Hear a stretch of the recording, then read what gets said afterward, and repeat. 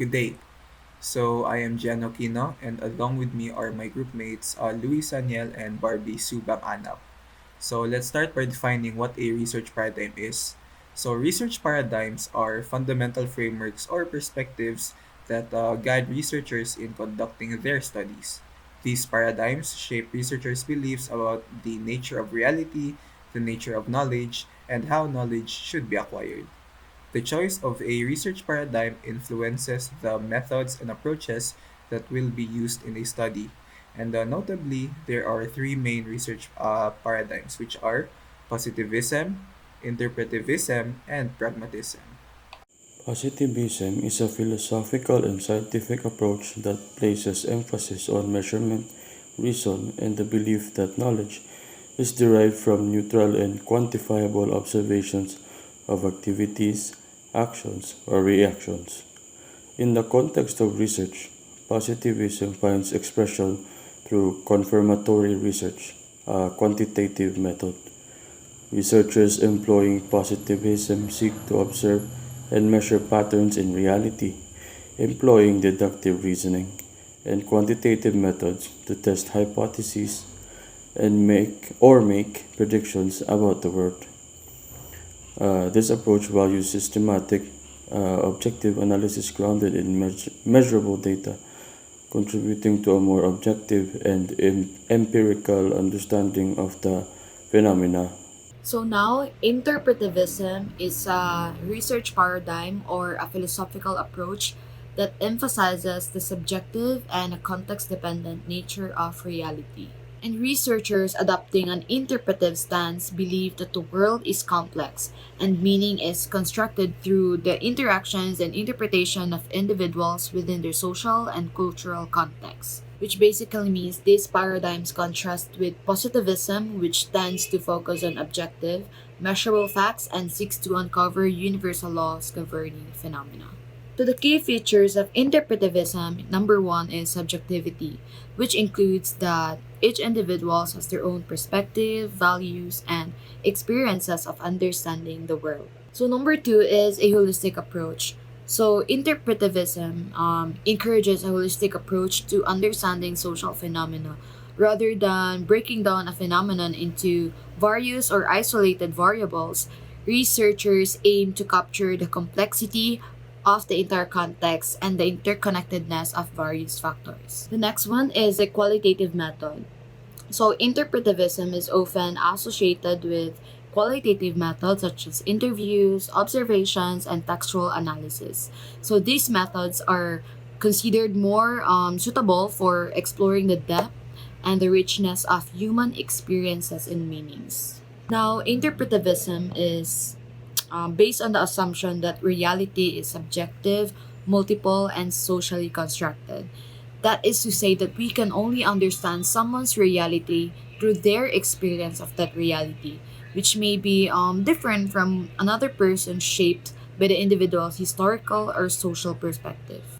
Also, reality is socially constructed and fluid. Thus, what we know is always negotiated within cultures, social settings, and relationship with other people. And lastly, meanings and behaviors cannot be fully understood without considering the broader environment in which they occur. In interpretivism, the methodological approach that interpretivists use is analyzing sociological data in such a way that the subject's worldview, feelings, and experiences do not change. So, the two most frequently used data forms, as we all know, that qualitative methods work with are interviews and observations of individuals in their natural surroundings. So, here's an example, a research example of interpretivism. So, for example, a sociologist might ask people why they scratch their face or twirl their hair when they talk, and the sociologist would analyze those responses to come up with a conclusion. So, the researcher does not stand above or outside when doing the research using the interpretivism, but it is a participant observer. So again, interpretivism is really subjective where they really gave importance to the context that they should understand the broader environment of where and which they are studying or researching. Moving on with pragmatism, pragmatism is a research paradigm that takes a practical and flexible approach to inquiry. It emphasizes the importance of addressing real world problems and finding practical solutions for it. In the context of research paradigms, pragmatism stands out for its willingness to borrow elements from both positivism and interpretivism as well, depending on the nature of the research question and the goals of the study. So, some key aspects of pragmatism in relation to research paradigms include the nature of reality. Pragmatism does not make strong assumptions about the nature of reality. Instead, it focuses on the practical consequences and the utility of ideas and actions. Pragmatists recognize that reality is multifaceted and may be understood in several different ways. Uh, Next is that pragmatism values a combination of empirical observation and subjective interpretation. It emphasizes the practical implications of knowledge and the importance of adapting research approaches to the specific needs of a study. Next is that pragmatic researchers are open to using both qualitative and quantitative methods depending on what is most suitable for addressing the research question. They prioritize the development of useful knowledge and may employ mixed methods in gaining a more comprehensive understanding. Next is we have utility and application. Pragmatism places a strong emphasis on the practical application of research findings.